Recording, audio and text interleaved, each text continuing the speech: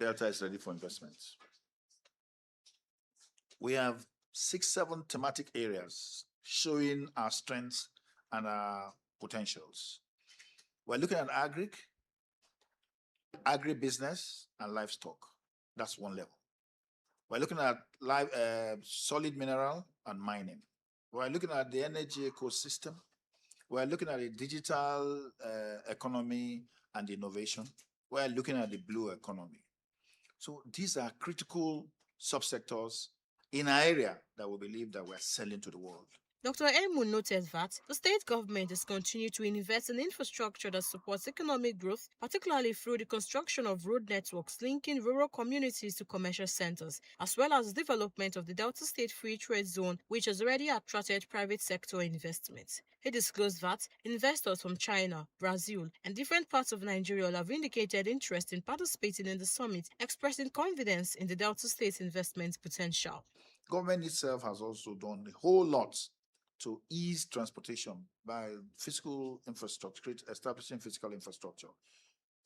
This government in the last 3 years has done over 2,300 kilometers length of roads, and then 1,750 kilometer width of those roads. Some ongoing, some completed, and they are also connecting. We are going to have over 25 Brazilian businesses, and Apex, just like their Apex investment body that controls the Brazilian businesses and finances them, they are also going to be on ground. And that demonstrates the level of collaboration and engagement that we have done prior to this time. DSSG added that key ministries including trade and investment, oil and gas, and aviation, among others, will participate in the summit to showcase sector-specific opportunities and facilitate discussions with prospective investors. So our local partners will populate the D rooms with local partners who are subject matter specialists and practitioners in that area. That's the first thing that you're going to see. So you're going to see that run on the first day. On the second day, you are going to see panel discussions. You are going to have panel discussions in these 6 thematic areas. You are going to have the agribusiness and livestock panel, which would comprise about 6 people. And then you are going to have people who are going to be talking to specific issues. We have people who talk to our strengths, which is oil palm, cassava, rice, vegetables. The Delta State Economic and Investment Summit is expected to provide a platform for partnerships that will stimulate economic diversifications, create employment opportunities, and further strengthen the state's positions as an emerging investment hub. Reporting from Asaba, Priscilla Ifani, Dott TV News. Meanwhile, the Delta State government has reaffirmed its commitment to women empowerment, pledging greater inclusion of women in governance and expanded access to economic opportunities. The Commissioner for Works, Rural Roads and Public Information, Charles Anyawu, gave the assurance while receiving officials of the Nigeria for Women Program Scale Up and other groups in Asaba, the Delta State capital. Delta State Governor Sheriff Oborewori has consistently maintained that sustainable development cannot be achieved without prioritizing women. In line with this vision, his administration has continued to promote programs aimed at strengthening female entrepreneurship and increasing women's participation in leadership across sectors. At the Ministry of Information in Asaba, Commissioner Charles Aniago reiterated the governor's position during a familiarization visit by the Nigerian for Women Program Scale-Up team, led by the State Project Coordinator Abigail Okonkwo. The Nigerian for Women Program is a flagship initiative by the federal government of Nigeria, implemented in partnership with the Delta State government and support with the World Bank.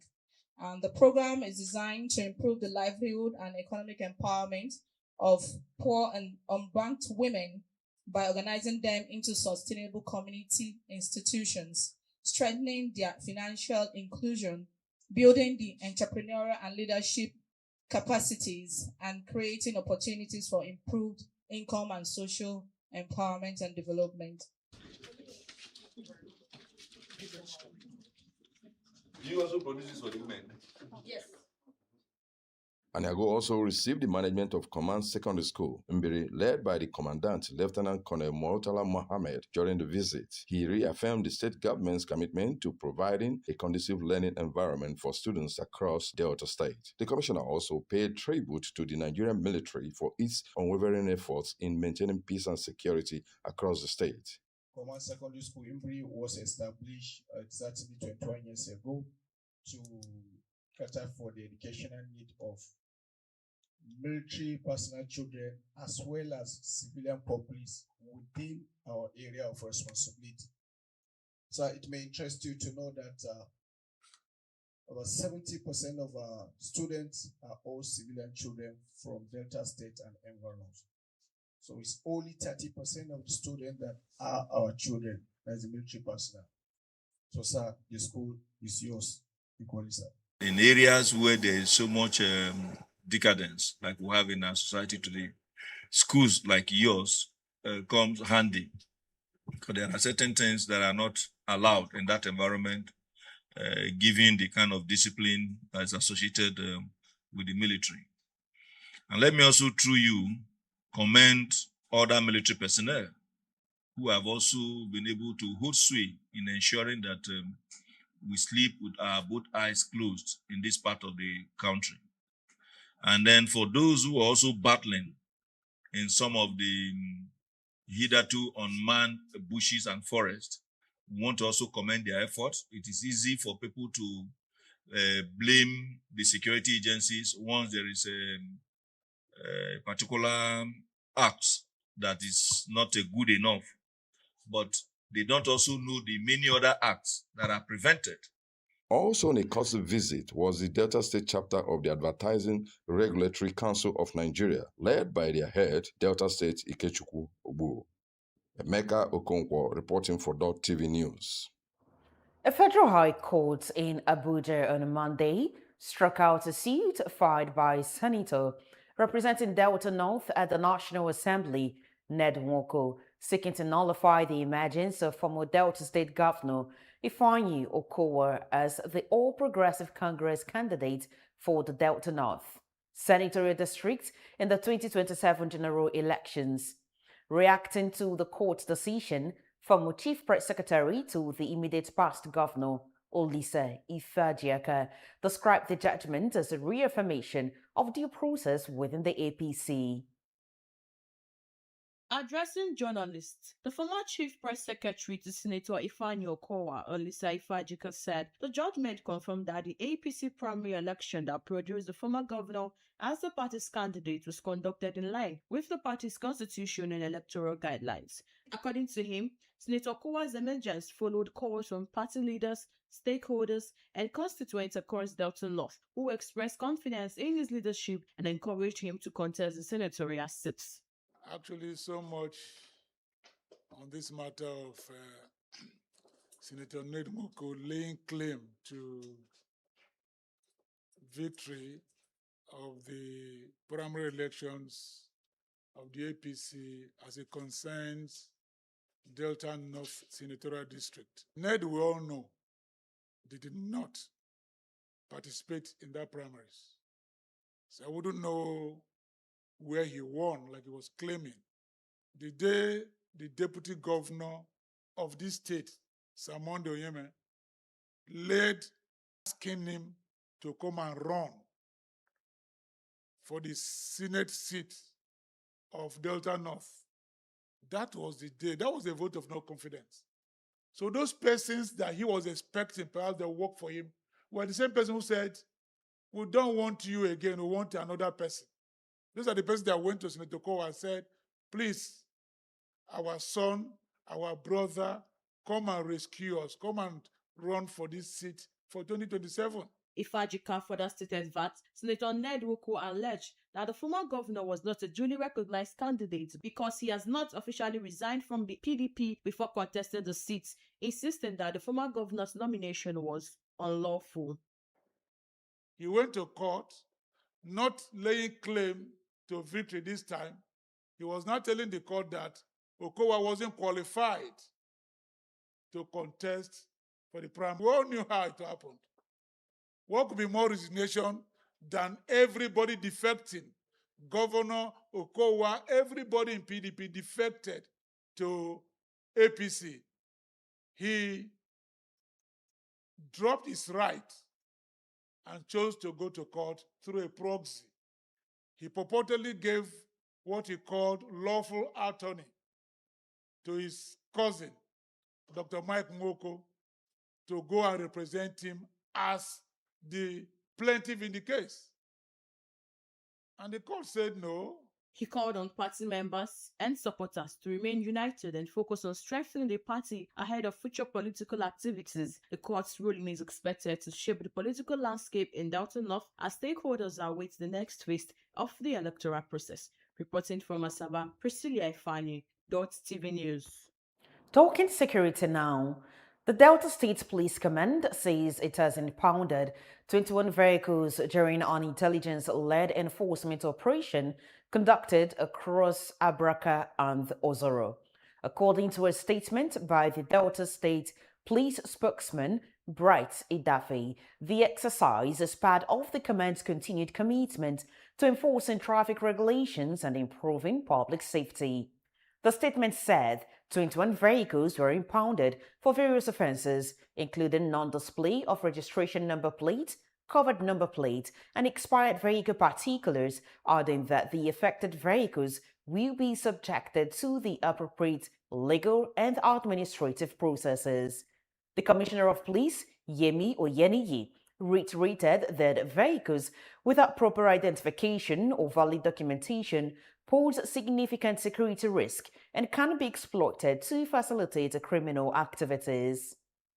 In Jigawa, the State Police Command has launched an investigation into the sudden death of a 60-year-old man who reportedly suffered a medical emergency at a hotel in Duse, the state capital.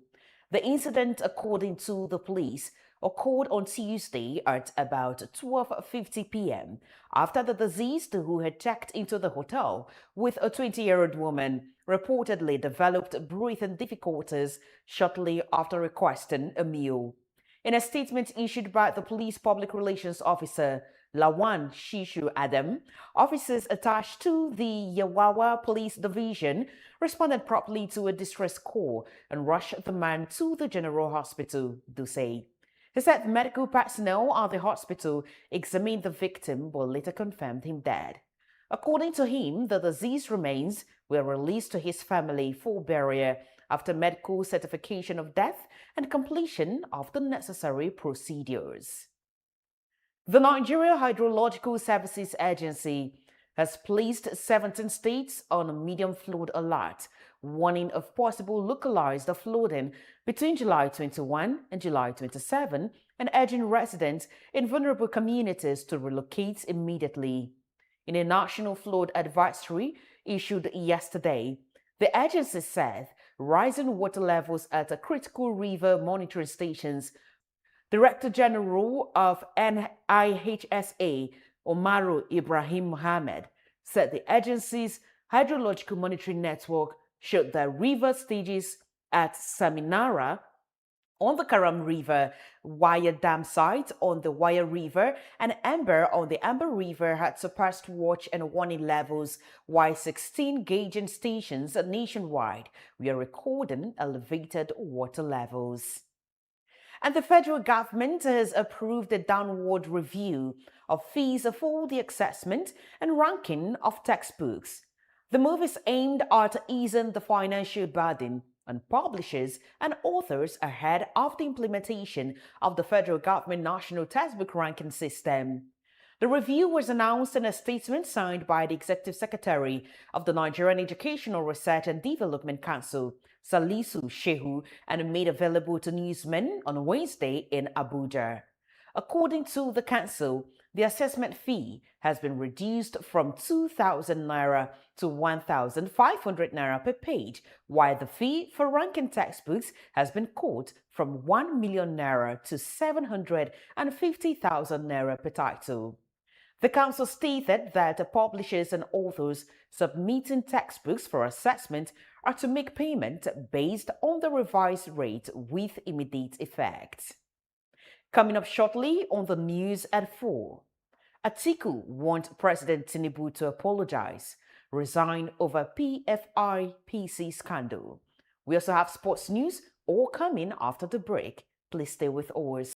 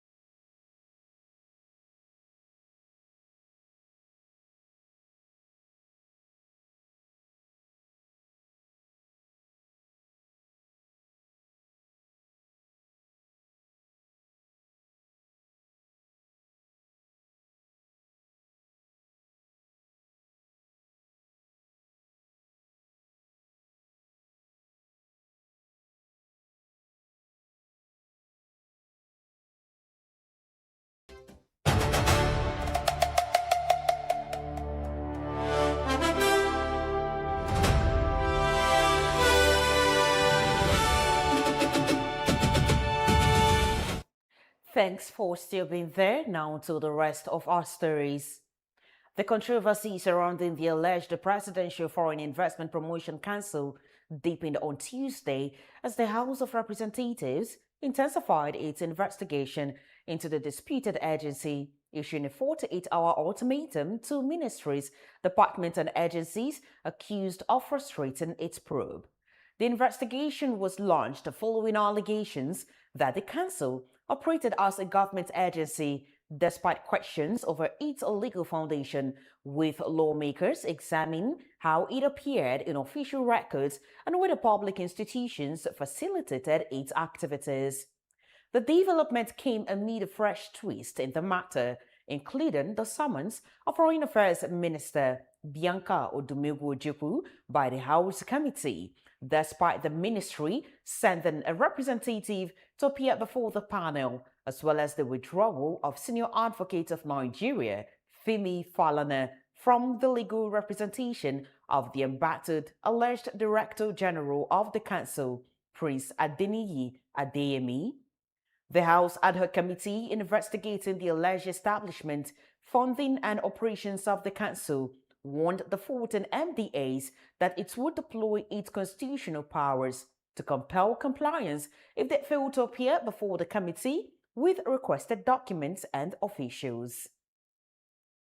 Meanwhile, former Vice President Atiku Abubakar has said that revelations from the probe of the controversial Presidential Foreign Investment Promotion Council (PFIPC) have exposed the federal government trapped by its own contradictions. Atiku, in a statement by his senior special assistant on public communication, Frank Shaibu, charged the President Bola Tinubu to apologize to Nigerians for presiding over an alleged unprecedented collapse of public accountability. The controversial PFIPC has been in the news after the presidency disowned the agency amid revelations that the agency got 1.3 billion naira appropriation in the 2026 budget, as well as opened account with the Central Bank of Nigeria. The CBN White testifying before the House of Representatives Ad Hoc Committee investigating the operations of the Fatum agency confirmed that it opened a two-domiciliary account for the PFIPC on the mandate of the Office of the Accountant General of the Federation. In the meantime, the Ohanes Ndibo Worldwide State President Forum and youth leaders have commended President Bola Tinubu for ongoing a federal road infrastructure project in the southeast, but urged the federal government to step up investment in critical infrastructure and economic development across the region. The position was contained In a communique issued at the end of a two-day emergency meeting of the forum held on July 13 and 14 in Owerri, Imo State.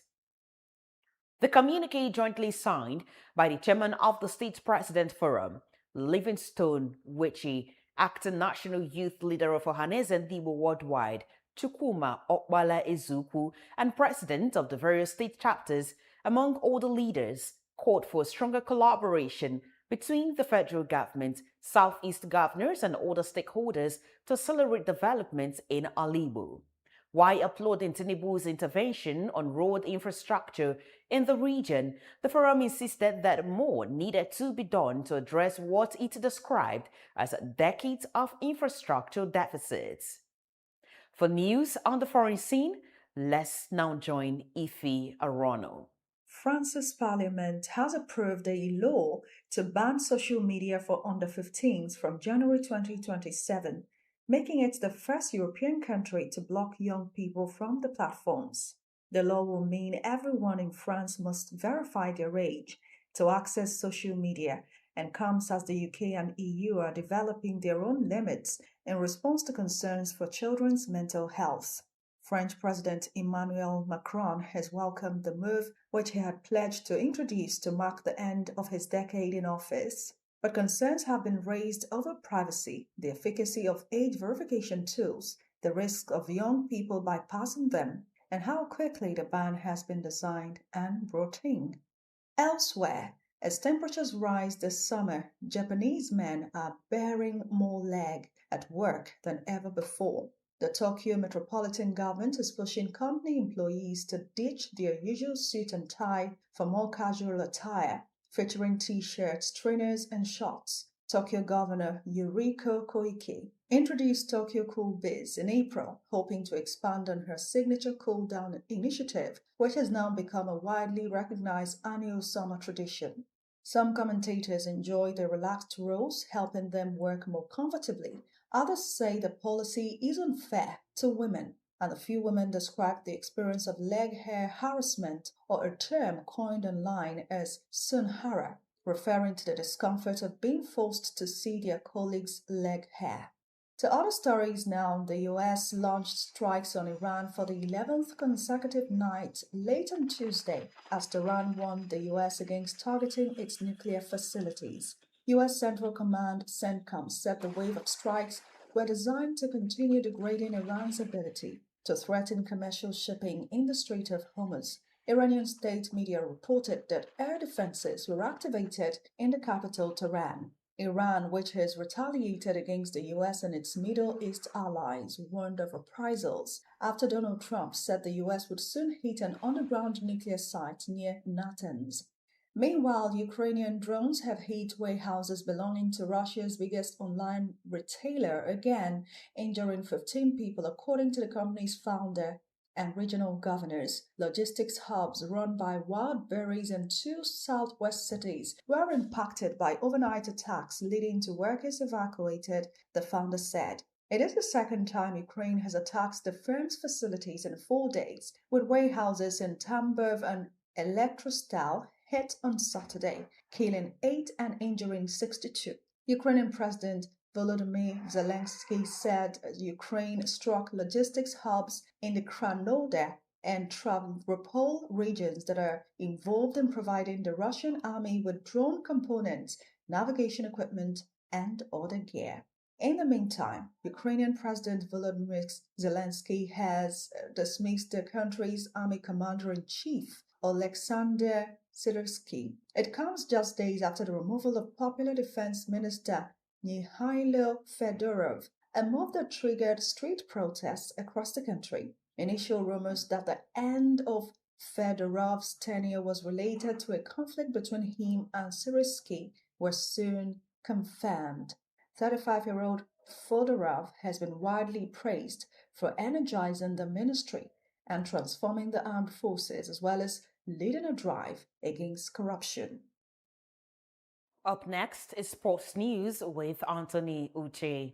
We begin on the home front, where Esther Okoronkwo, Michelle Alozie, Uchenna Kalu, and Folashade Ijamilusi have arrived at the Super Falcons training camp in Casablanca, Morocco, as preparations continue for the 2020 ahead of the Continental Tournament. Gift Monday and Deborah Abiodun are the only players yet to report to camp and are expected to arrive soon.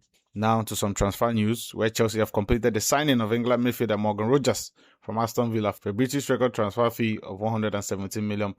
Rogers underwent a medical in London on Monday, having just returned from the United States after featuring for England at the World Cup, and signed a 6-year contract with an option of a further year. It was widely expected that the Englishman would join Premier League champions Arsenal, but a joint effort involving the club's sporting directors, head coach Xabi Alonso, and co-owner Baghdad El Bali helped secure a deal with Arsenal unwilling to match the offer made by the Blues. This is the second time the British transfer record has been broken this summer already, after Elliot Anderson's £160 million move to Manchester City from Nottingham Forest. Still on the transfer front, Chelsea have had their bid of £64 million rejected by Bournemouth for midfielder Alex Scott. This is a difficult situation for the club, as the England Under-21 international rejected a new contract that had been at the table for at least 2 months only yesterday and has 2 years left on his current contract. Finally, veteran football referee Anthony Taylor, spanning 831 matches, with his final being the game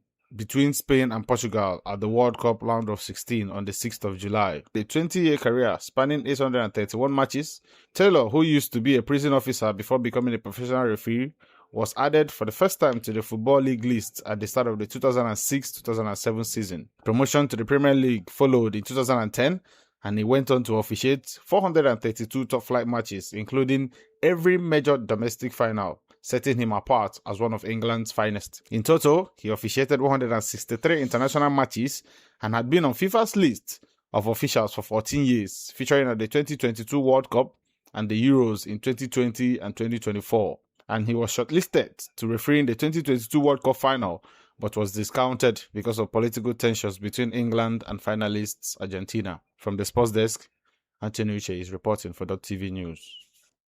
And that's all we have for you on Dott TV News at 4. Thank you for your time. I am Chiamaka Ezabuta.